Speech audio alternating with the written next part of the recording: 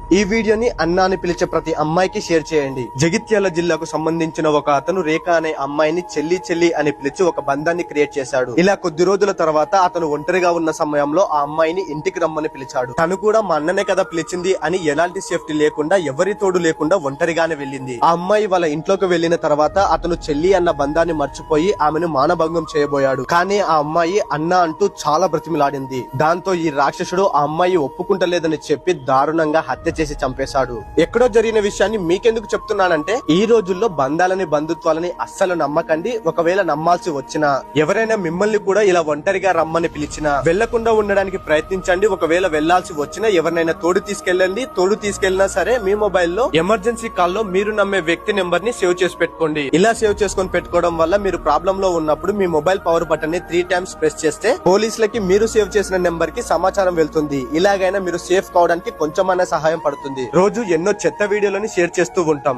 ఒక ఆడపిల్ల జీవితాన్ని కాపాడడానికి ఈ వీడియో షేర్ చేయండి.